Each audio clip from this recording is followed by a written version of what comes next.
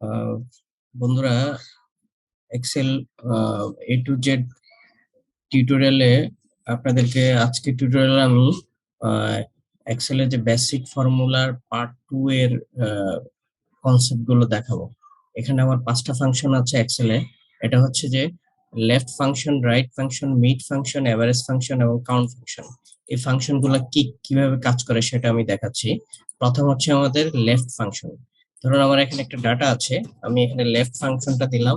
Left প্রথম হচ্ছে আমি টেক্সটটা দিলাম। টেক্সট দেওয়ার পর সরি, এটা একটা কলাম আছে, এই জন্য এটা এভাবে দেখাচ্ছে। আমি ধরুন এই ডাটাটাকেই এখানে নিয়ে আসলাম ভ্যালুতে। এখন আমি লেফট ফাংশন কিভাবে কাজ করে এটা দেখাচ্ছি। ইএফটি লেফট দিলাম ফর্মুলাটা, তারপর টেক্সট। টেক্সট মানে আমার যে সেলে টেক্সট আছে সেটা ধরালাম, কমা দিলাম। কয়টা ক্যারেক্টার নেব লেফট থেকে আমি, এখানে ধরুন আমি যে কয়টা ক্যারেক্টার নেব সে কয়টা নাম্বার দিব এখানে। এখানে ধরুন আমি 5টা ক্যারেক্টার নিলাম, 5 দিলাম, ক্লোজ করলাম। দেখুন আমার এখানে 5টা করে ক্যারেক্টার সে নিল। এটা হচ্ছে লেফট ফাংশনের কাজ। তারপর আছে আমাদের রাইট ফাংশন। রাইট ফাংশনটাও একইভাবে কাজ করে। ধরুন আমি আবার রাইট দিলাম, দেওয়ার পরে আমি টেক্সট সেলটা ধরিয়ে দিলাম। তারপর আবার রাইট সাইড থেকে কয়টা ক্যারেক্টার আমি নিব, এখানে আছে কয়টা ক্যারেক্টার, আমি ধরুন রাইট সাইড থেকে 5টা নিলাম বা 6টা নিলাম, দিলাম। এখন আমার পুরোটা 6টা নিলাম, পুরোটা ধরে নিল সে। এই যে আমার টোটালটা আসলো, যেখানে হ্যাঁ, তাহলে আমার লেফট এবং রাইট ফাংশনের কাজ আমি বুঝলাম। তারপরেরটা হচ্ছে আমার মিড ফাংশন। মিড ফাংশনটা হচ্ছে আমার মাঝামাঝি যে ক্যারেক্টারটা আছে, এটা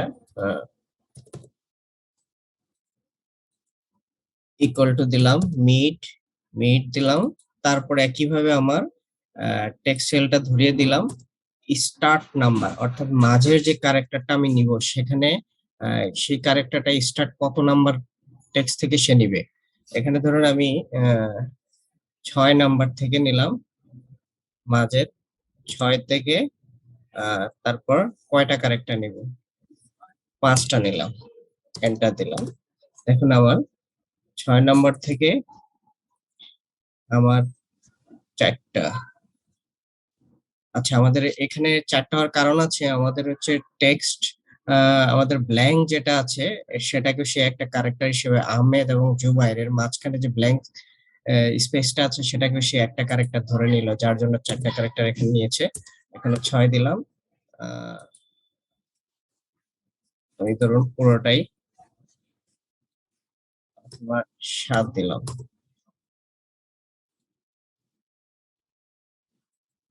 যে কোনো একটা, অর্থাৎ আমার টেক্সট মিড ফাংশনে আমার লেফট ফাংশনের কাজ হচ্ছে আমার লেফট সাইড থেকে যে কয়টা ক্যারেক্টার আমি নিতে চাই সেটা নিয়ে নিবে, এবং রাইট ফাংশনের কাজ হচ্ছে ডান দিক থেকে যে কয়টা ক্যারেক্টার আমি নিতে চাই জাস্ট টেক্সট সেলটা ধরিয়ে দিব। তারপর যে কয়টা ক্যারেক্টার নিতে চাই সে কয়টা নাম্বার অফ ক্যারেক্টার ধরিয়ে দিব।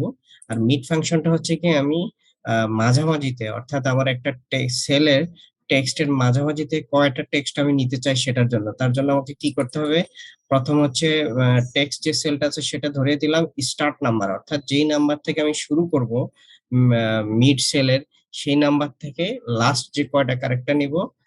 শুরু করব কত নাম্বার ক্যারেক্টার থেকে। ধরুন এখানে আছে আহমেদ। আহমেদ হচ্ছে 3 4 5 6 7 নাম্বার। আচ্ছা, 6 নাম্বার হচ্ছে আমাদের ব্ল্যাঙ্ক সেল, তাহলে আমি এখানে দিলাম 7 নাম্বার।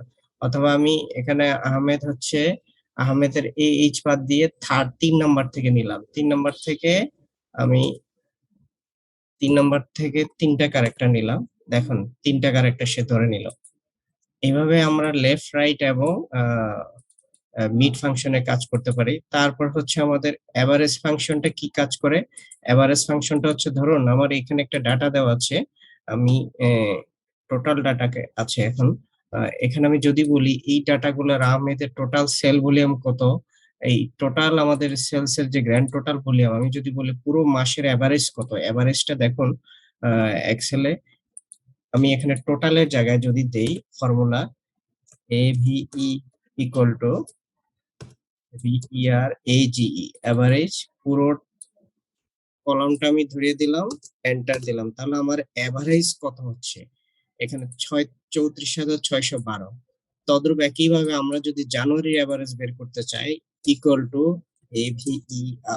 এভারেজ দিলাম। অর্থাৎ গড়, বাংলায় যেটাকে বলে গড় বলে, সেটা আমরা এভারেজ, সেটাকে বলে এভারেজ। আমি জানুয়ারির এভারেজ সেলসটা কত সেটা বের করলাম এখানে। এখানে আমার টোটাল নাম্বার অফ পার্সন হচ্ছে কয়জন? ১০ জন। ১০ জনের এভারেজ সেল জানুয়ারিতে হচ্ছে আমার ১৩,০০০ টাকা করে পড়তেছে। সেটা হচ্ছে এভারেজ ফাংশনের কাজ।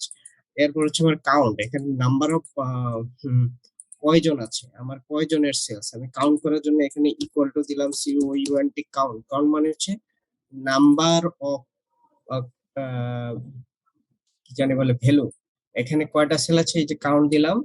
দেখুন আমার ধরে নিলে এখানে ১০ টা আছে। মানে ১০ জন মানুষের সেলস দেওয়া আছে। এটাকে বলে আমাদের কাউন্ট ফর্মুলার মাধ্যমে আমরা ইউজ করতে পারি। এখানে তদ্রুপ আ একইভাবে আমরা যদি এটারও কাউন্ট যদি ধরি, এখানে ফর্মুলা দিই, তার মানে এখানে এই যে কয়টা সেল আছে, কয়টা সেল আছে সেটা কাউন্ট করে, সেলের ডাটা কয়টা আছে টোটাল সেটা কাউন্ট করার জন্য আমরা COUNT কাউন্ট ফর্মুলা ইউজ করব।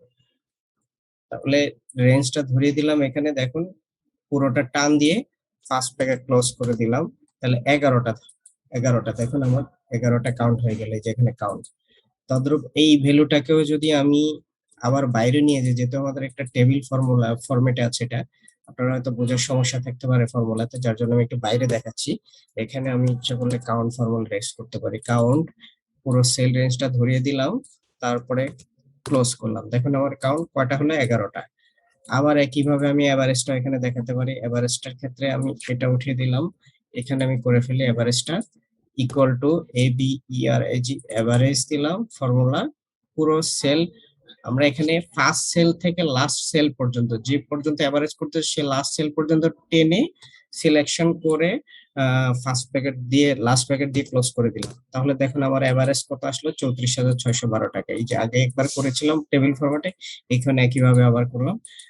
তো আজকে এখান পর্যন্তই আমার শেষ। আগামীতে আবার